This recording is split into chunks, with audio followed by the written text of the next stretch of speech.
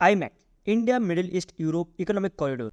इसके बारे में सितंबर 2023 में G20 समिट में नरेंद्र मोदी जी और यूएई ने इसके ऊपर बात की गई थी। इसके बाद कुछ भी बातें नहीं हुई। फिर कल के दिन जब मोदी जी यूएई के विजिट में थे, तब इसके ऊपर और बातें निकल के आई कि हम जो है इसको डेवलप करेंगे और क्या क्या स्टेप लेने वाला है इंडिया और यूएई आईमैक के ऊपर।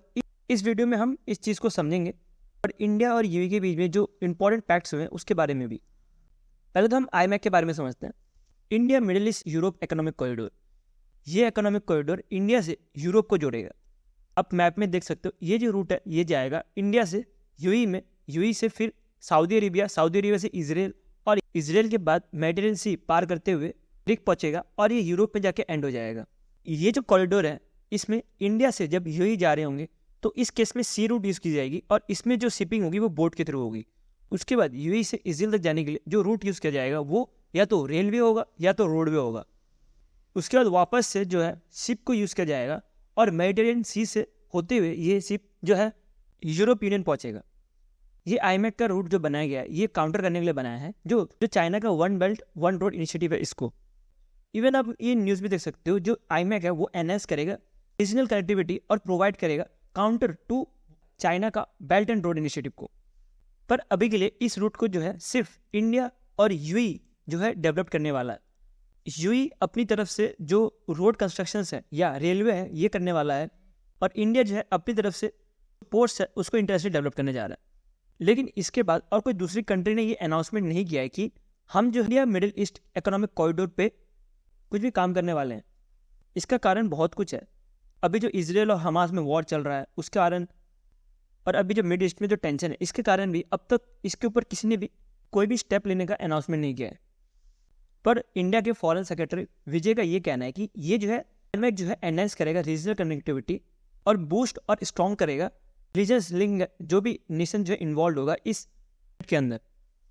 आप अगर ट्रेड पे देखो इंडिया और यूएई के बीच में तो आपको दिखेगा इंपोर्ट है यूएई इंडिया को करता है वो कुछ 30 बिलियन यूएसडी के आसपास करता है और इंडिया जो एक्सपोर्ट करता है यूएई को वो कुछ 28 बिलियन यूएसडी के आसपास करता है। अगर हम इसको टोटल करें तो कुछ 60 बिलियन यूएसडी के आसपास बनता है।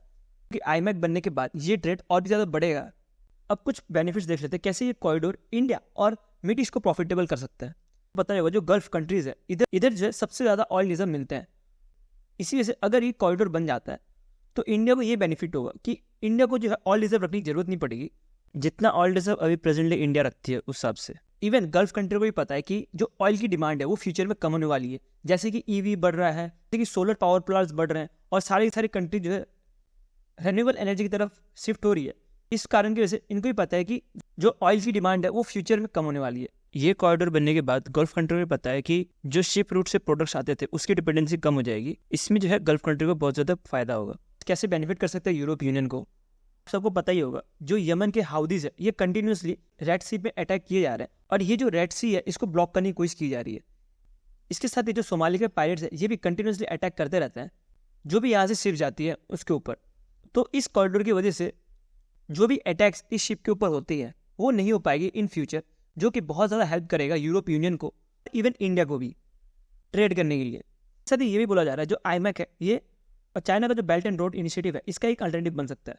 बिकॉज चाइना जहाँ पे भी हैवी इन्वेस्टमेंट करता है वो जो कंट्री है बाद में डेट ट्रैप में फंस जाती है और उस डेट ट्रैप से कभी निकल नहीं पाती। इसी कारण की वजह से ये जो रूट एक अल्टरनेटिव बन सकता है दूसरे कंट्रीज़ का और ये जो है हेल्प कर सकता है प्लेस करने के लिए चाइना का वन बेल्ट वर्ल्ड इनिशिएटिव को। ये कॉरिडोर कंप्लीट हो पाएगा कि नहीं ये पूरा का पूरा डिपेंड करता है जियोपॉलिटिक्स के ऊपर। अभी जैसे कि इजराइल और हमास के बीच में वॉर हो रहा है, इसके बाद क्या सिचुएशन होती है उस पर पूरा का पूरा चीज़ डिपेंड करता है। और जो मिड ईस्ट में जो टेंशन चल रही है और गल्फ खंड में जो टेंशन चल रही है ये टेंशन सॉल्व होने के बाद हमें ये पता लगेगा कि ये जो प्रोजेक्ट है ये कंप्लीट हो पाएगा कि नहीं। लेकिन तब भी इंडिया और यूएई की तरफ से एक अच्छा स्टेप है जो कि दूसरे कंट्री को भी मोटिवेट कर सकता है इस प्रोजेक्ट में ज्वाइन करने में। अब हम समझते हैं कि जो मोदी जी 2 दिन के विजिट में थे 13 फरवरी और 14 फरवरी में, इसमें यूएई के साथ क्या क्या इंपॉर्टेंट पैक्ट साइन किए। एक पैक्ट साइन किया जिसमें बोला गया कि इंडिया जो है भारत मार्ट बनाने वाला है और इस भारत मार्ट में इंडिया के मैन्युफैक्चरिंग प्रोडक्ट्स मिलेंगे। सेम होगा जैसे कि चाइना का ड्रैगन मार्ट है में, चाइना के ड्रैगन मार्ट में भी चाइनीज प्रोडक्ट मिलता है। चाइना के ड्रैगन मार्ट से ही डिफरेंट कंट्रीज में एक्सपोर्ट किया जाता है। ऐसे ही कुछ भारत का भी प्लान है कि भारत मार्ट से जो है डिफरेंट कंट्रीज में एक्सपोर्ट किया जाएगा, जैसे कि अफ्रीका हो गया, यूरोप हो गया और इवन यूएसए को भी मैन्युफैक्चरिंग प्रोडक्ट भेजा जाएगा भारत मार्ट से। From UAE. इस फैसिलिटी की वजह से जो टाइम है वो बच जाएगा और cost of the shipping good between India और कोई दूसरी कंट्री के बीच में कम हो जाएगा, जिसकी वजह से प्रोडक्ट जो है सस्ते मिल पाएंगे। इसके साथ ही इंडिया और यूएई ने एक एग्रीमेंट साइन किया बिटवीन रुपे एंड जायबाइन कार्ड। ये बोला जा रहा है जैसे कि इंडिया में यूपीआई है वैसे यूएई में आनी है, तो यूपीआई को आनी के साथ लिंक किया जाएगा। इसकी वजह से क्रॉस बॉर्डर ट्रांजैक्शन दोनों कंट्री के बीच में ईजी हो पाएगी। ऐसा कुछ इंडिया और यूएई के बीच में एग्रीमेंट हुआ है। मैं होप करता हूँ मैंने जो भी आपको आईमैक के बारे में बताया वो आपको समझ आया। इसके साथ आपको ये समझना है कि यूएई एक मुस्लिम कंट्री होते हुए भी इंडिया को क्यों अलाउ किया गया हिंदू टेम्पल बनाने के लिए। तो आप लेफ्ट वाले वीडियो पे क्लिक कर सकते हो, तो अगर मोस्ट रिसेंट वीडियो देखना है तो आप मेरा राइट साइड वीडियो पे क्लिक कर सकते हो।